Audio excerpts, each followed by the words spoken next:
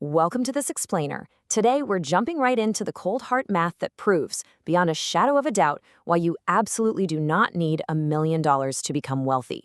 We're going to look at how a much smaller, way more reachable number is the actual trigger for financial freedom. It's this incredible moment where the math just flips.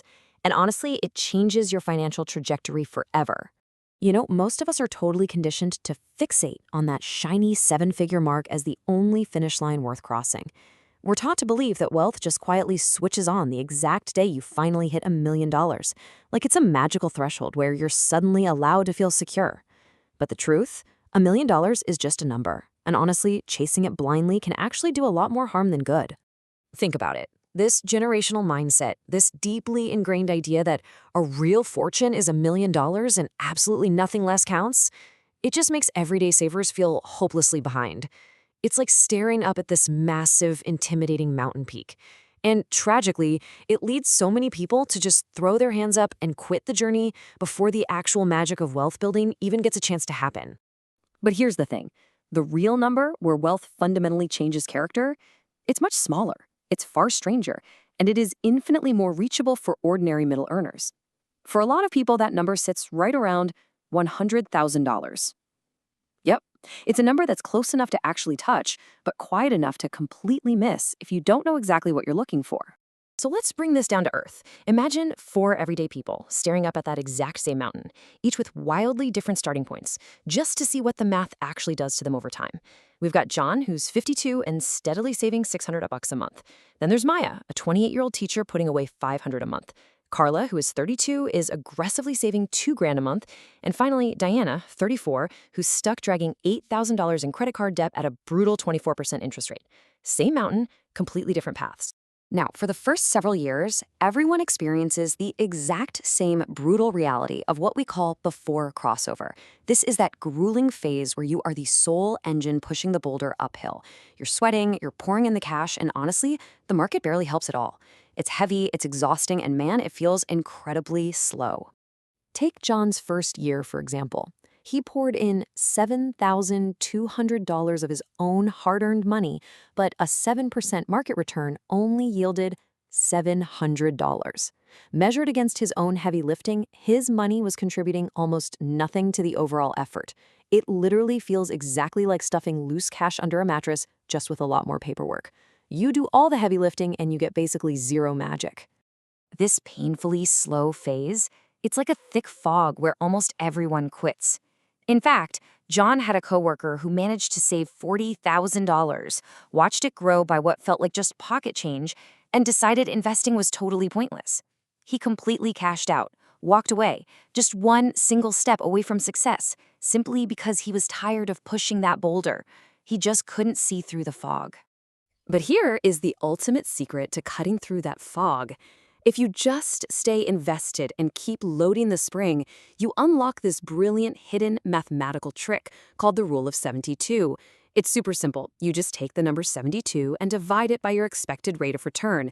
That little piece of math tells you exactly how many years it's going to take for your money to double. And you really have to notice the sheer scale of what happens next. At a 10% average return, your money doubles roughly every 7 years, right? Now, in the beginning, a $10,000 balance doubles to $20,000. Okay, a slightly boring $10,000 gain. But later on, a $200,000 balance doubles to $400,000. That means the exact same 7 years of waiting suddenly generates a massive $200,000 gain purely because the base underneath it grew larger. Which brilliantly illustrates the single most important event in wealth building, your personal crossover point. This is the exact day your invested money starts earning more in returns than you are actively adding in contributions. It's that magical moment the boulder stops fighting you and actually starts rolling with you down the hill. From this day forward, you are no longer the main engine of your own wealth. Your money is. And finding this moment for yourself is way easier than you might think. You can literally use this formula tonight to find the finish line for your own climb. Step 1. Jot down your annual savings. Step 2, divide it by your expected return rate, so 0.07 for 7% return. The number you get, that is your personal crossover point. So let's run John's math. Saving $7,200 a year at a 7% return, his formula reveals that famous $100,000 milestone. That is the exact year his balance threw off roughly $8,000 in returns, finally out-earning his own contributions. And that right there is why 100 grand is so famous. It just happens to be the crossover point for a very average, steady saver. But hey, your number isn't John's number. Check out Maya. She saves 6 grand a year, meaning she crosses over at just $86,000. She probably thought she was way behind, but she was actually incredibly close. Meanwhile, Carla's aggressive savings of $24,000 a year pushes her crossover way higher, to $340,000. Her heavy contributions mean she has to build a much bigger base to out-earn herself, but she'll actually get there faster just because she's shoveling so much in.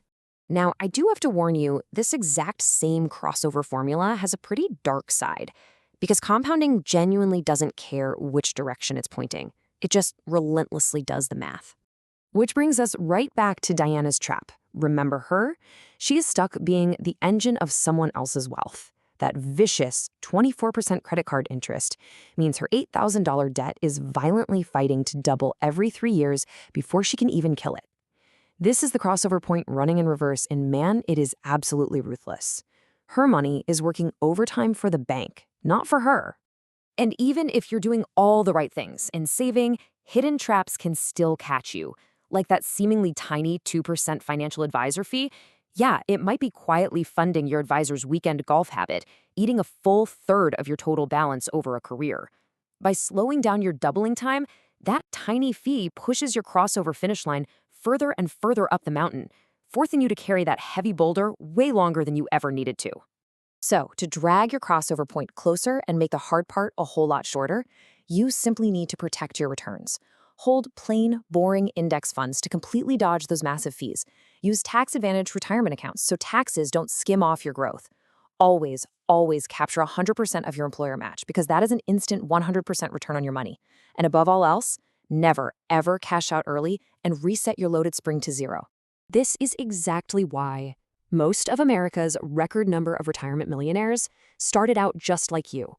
They aren't secret stock geniuses. Around the end of 2025, the average retirement account sat at about $146,000.